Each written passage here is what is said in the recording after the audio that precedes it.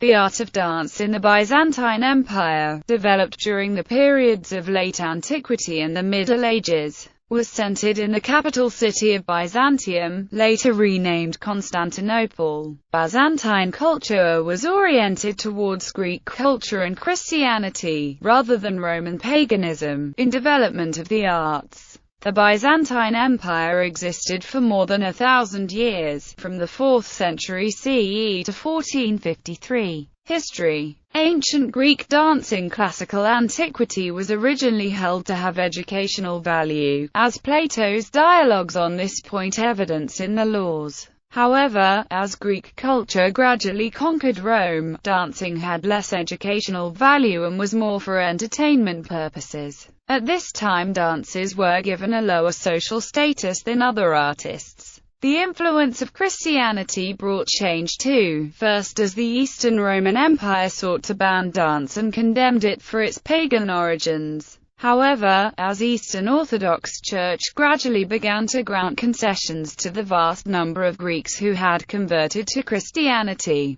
rendering dance acceptable by refining and spiritualizing it. This was similar to Christian reinterpretations of pre-Christian holidays, legends, and symbols. There are also similarities between Byzantine dance and modern Greek dance. Dance types. The dances that won the approval of the Church were group dances, typically processions or circles in which men, separated from women, performed solemn decorous movements. However, the information on dancing at this period is very scarce. Actually, since the Byzantine art is mainly ecclesiastical, the references to dance are rare. Some images from the Byzantine and Meta-Byzantine dances have been saved on sculptures, miniatures, and manuscripts, but mainly in church frescoes amongst religious subjects. In his book Life and Culture of the Byzantines, Faid and Co. assembled all known references to dance in texts of that time. From his writings, we learn that there were women's dances on Easter, nocturnal satirical dances in disguise on the calends,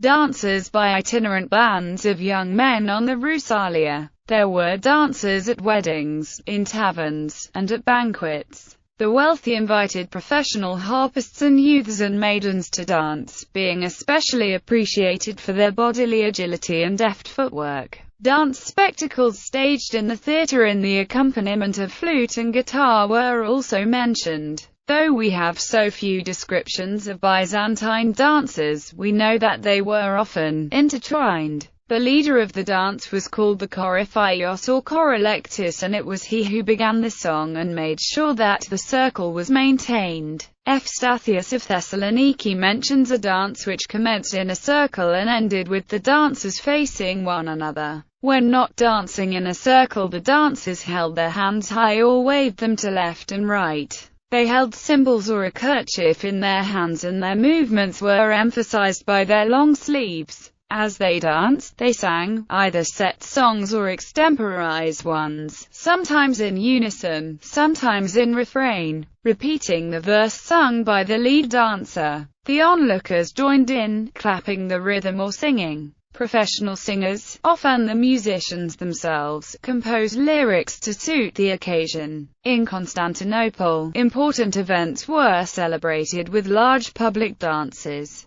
On the return of the victorious Byzantine army, for instance, the citizens thronged the streets, danced with the soldiers and shouted in jubilation. There are instances recorded of people dancing inside the church on Easter and Christmas, after Patriarch Theophylactos had granted his permission. Other times they danced and sang extemporized songs, making fun of the emperor. The soldiers danced as part of their drill and danced after maneuvers for amusement. The charioteers danced in the hippodrome when they won their races, and the sailors danced an unmanly dance, full of twists and turns, as if imitating the spirals of the labyrinth. Popular dances. Byzantine dances in popular culture included Satos, Geranos, Mantilia, Saxamos, Pyrrhichios, Kordakas, Court dances at the height of the empire. Court life passed in a sort of ballet, with precise ceremonies prescribed for every occasion, to show that imperial power could be exercised in harmony and order, and the empire could thus reflect the motion of the universe as it was made by the Creator, according to the Emperor Constantine Porphyrogenitus,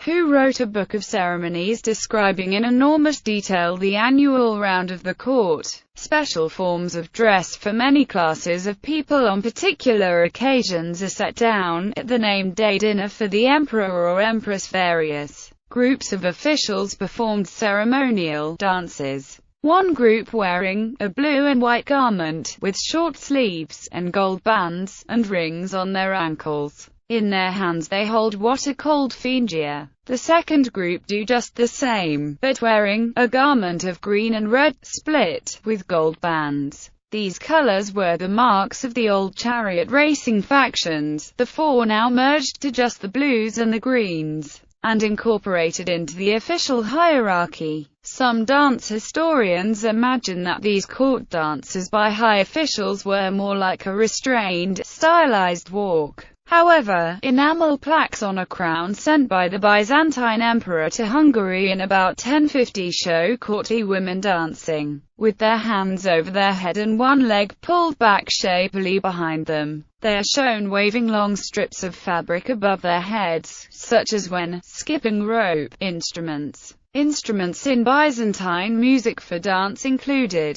guitar, single, double, or multiple flute, sistrum, timpani, psalterio, new, psalter, lyre, keris, kanonaki,